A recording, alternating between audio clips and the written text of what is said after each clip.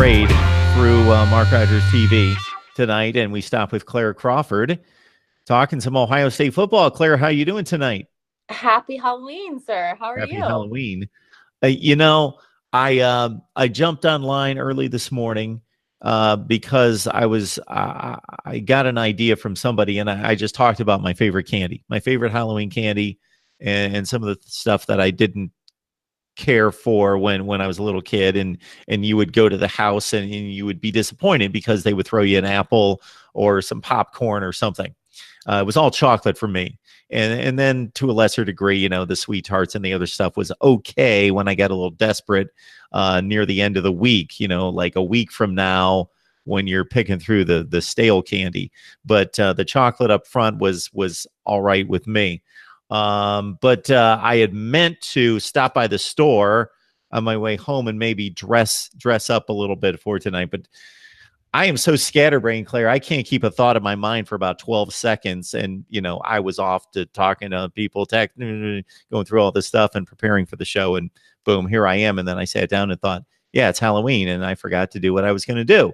So do you have any big plans tonight, or did you already take care of that? I already took care of it. I'm being currently ignored by a teenager who won't send me pictures of her costume. So I know you know that life.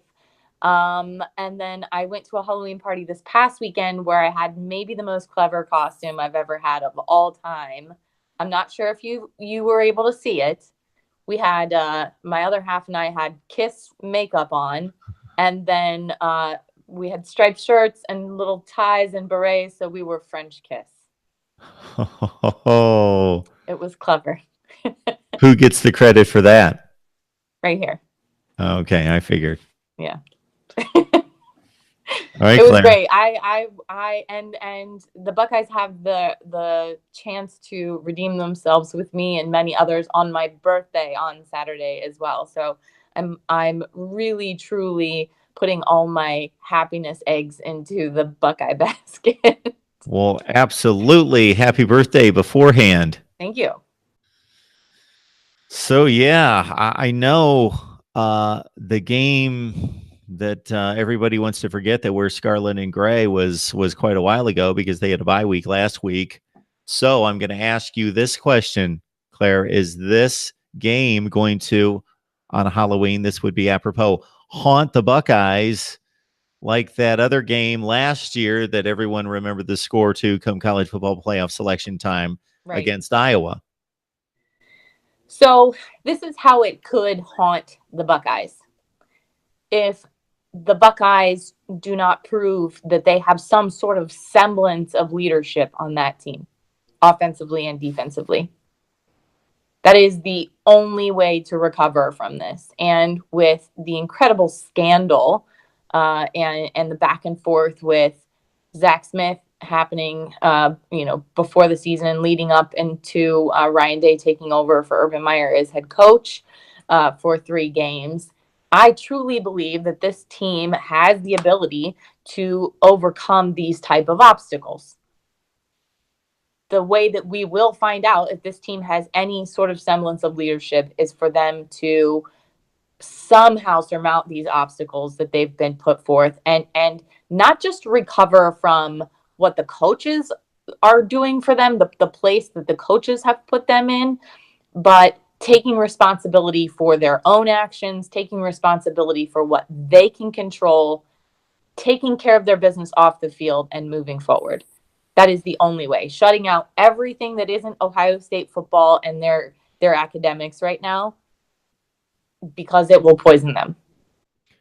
Claire, regardless of the results of this season, it's going to turn out, because it already has been, even if it's the rest of it's smooth sailing and nothing else jumps out at this team, either self-created or from the outside, it is about the strangest season ever in Columbus, from the Zach Smith scandal to Urban Meyer's latest health issues that have been released, to obviously another disparaging loss, and amidst all the accolades given to Dwayne Haskins, and rightfully so, and him possibly setting records, well, he already has school records for the season. He's well on his way to breaking all sorts of Big Ten records there could be all sorts of highs and lows, and the biggest games have yet to be played. It's just a topsy-turvy season in most respects for a team that's 7-1.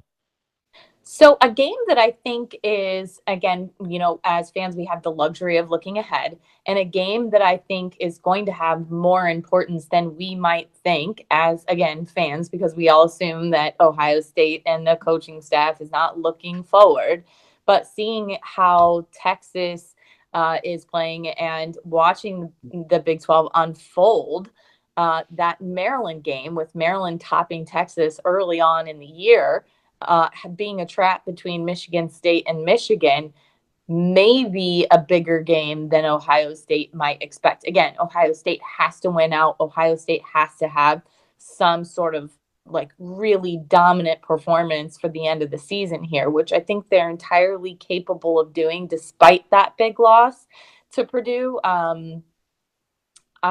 I think that it may be more impactful as far as the playoff picture looks like. We got Claire Crawford on the line talking Ohio State football. The Buckeyes back in action after a bye week, taking on Nebraska in Columbus.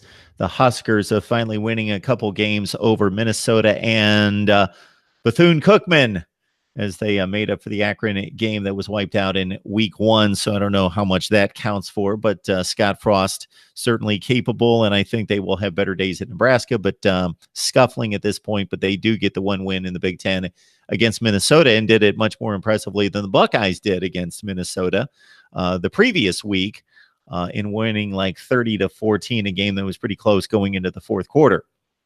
So we've talked about it prior to the Purdue game. We talked about it in those lackluster performances leading into Purdue. But the thing that strikes me about this team is that if there was one thing that we could point to, because every team has its flaws, and Alabama fans, even you do, but they're just not uncovered right now because you haven't played anyone. Every team has its flaws, and what has turned out to be the flaw of this team and other great teams or really talented teams, let's separate the two. This is not a great team yet. Maybe they'll prove to be. They're not a great team. They're an extremely talented team. They're one of the 2 or 3 most talented teams in the country, is usually because the passing game has become so prolific across the country.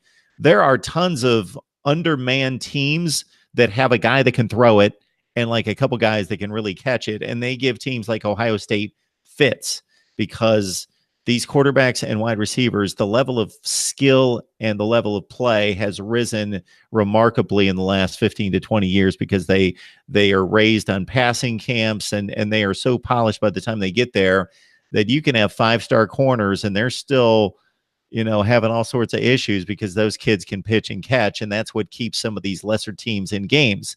So that I could excuse, because you see that a lot out of some of the better teams in the nation, that they still have issues against great passing attacks. They kind of lose in coverage and that sort of thing. But running the ball, stopping the run, getting gashed on the ground defensively, plus through the air, there's multiple things to deal with here that it will be interesting. Even if the final score is not interesting against Nebraska, this team should win somewhat handily, just to see if there's been any progress made in any of those departments. Those are a lot of departments. And I think you're spot on with your analysis with so many of these teams being not just one-dimensional, but one-sided on that dimension as well. So Ohio State is guilty of it currently right now as well.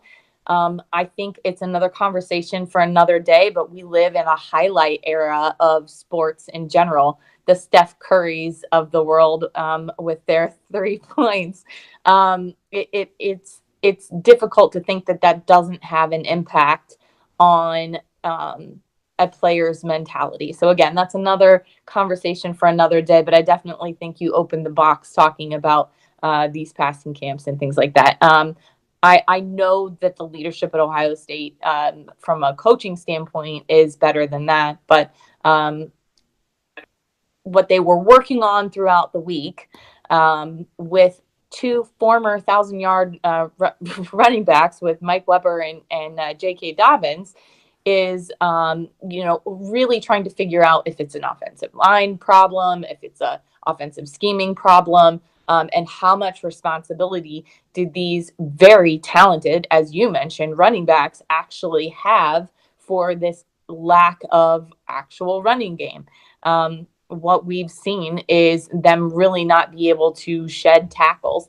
And it's apparently something that they did work on this week.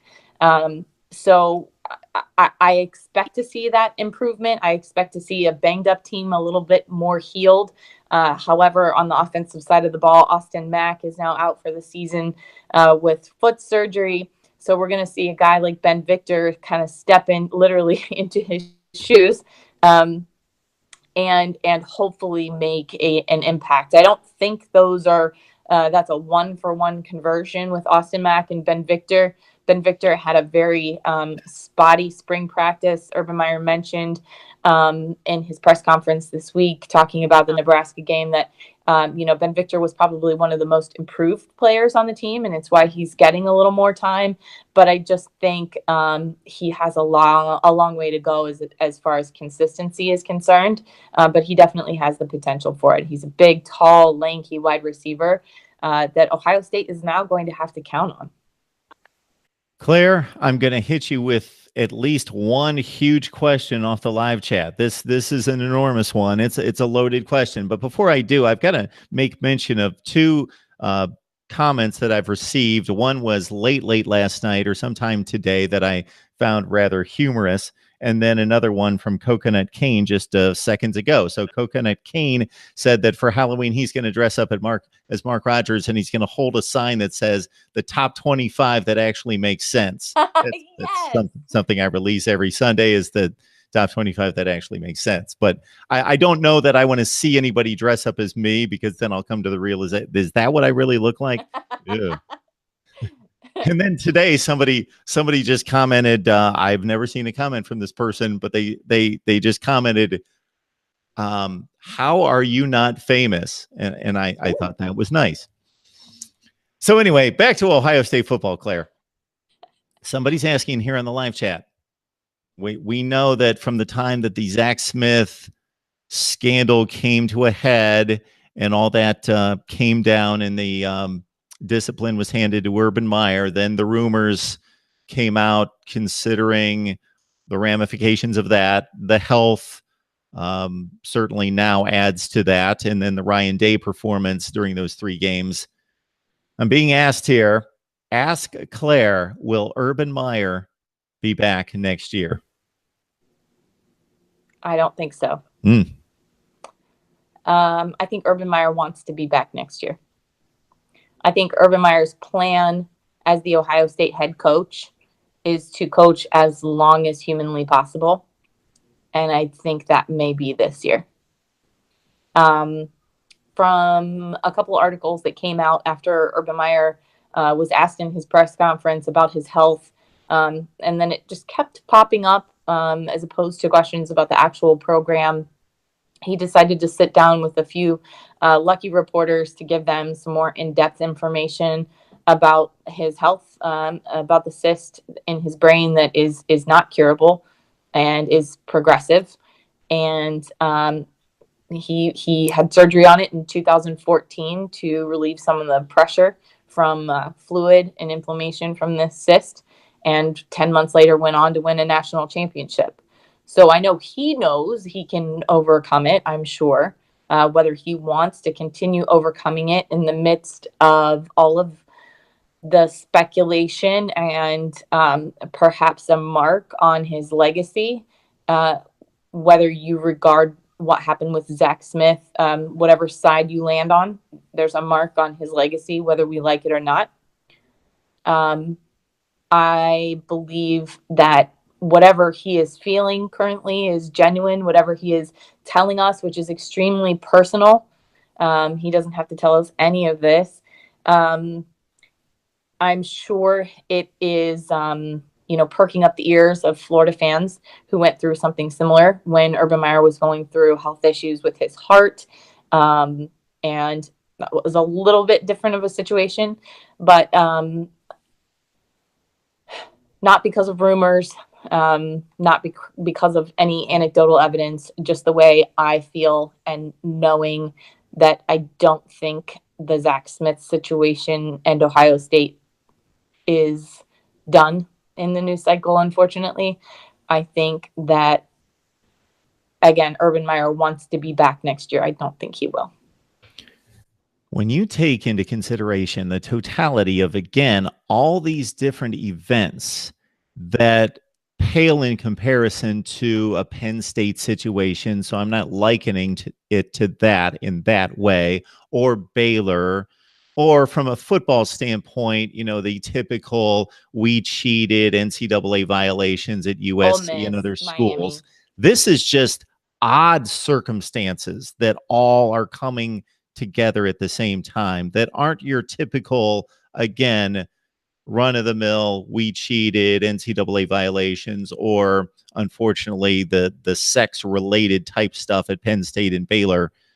Just yes. And so whether this ends, and when I say tragically, I mean from a football standpoint, tragically, correct, 9-3 tragically, and they just disappoint and don't fulfill the expectations, or this has some kind of glorious upturn to a championship, it's just a one in a zillion season, not just at Ohio State, just anywhere. It's crazy. And part of me is an optimist, and I want to think like, what an amazing Cinderella story. And it's hard to think about Ohio State as, Cinderella. For those on the outside, but knowing now what this program has gone through in a very short amount of time. I mean, you and I, this entire summer, we didn't have much to talk about other than some light recruiting and what we might want to see going forward. The news cycle was pretty slow on that, which is always a good thing. But all of this coming out in a very short period of time, and everything kind of linking together, I think, again, Urban would never say, no, I'm not coming back next season, and just randomly announce it in the middle of a news conference for multiple reasons, one of them being for recruiting purposes. So I think we've yet to see the end of Urban Meyer's career, but I don't think it's far in the future. Claire, it's usually a really fun conversation. Unfortunately, tonight and other times, it's been more of just a meaningful conversation, but it's always at least that, a very valuable conversation with Claire Crawford. So you got to join her on Twitter at Buckeye Claire, and don't you dare include an E. I'm going to send Michael Myers to your house if you put an E on my name on Twitter. Oh, that's a Halloween promise. He is my not minion. A threat. It's a promise.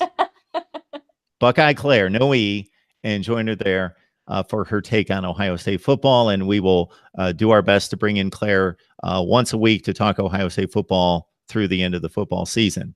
Next Wednesday, we're going to talk about this amazing birthday present that the Ohio State football team is going to give me on Saturday. Okay, we will do that. Mark it down. We will see Claire next Wednesday. Thank you so much, Claire. Have a good night. You too.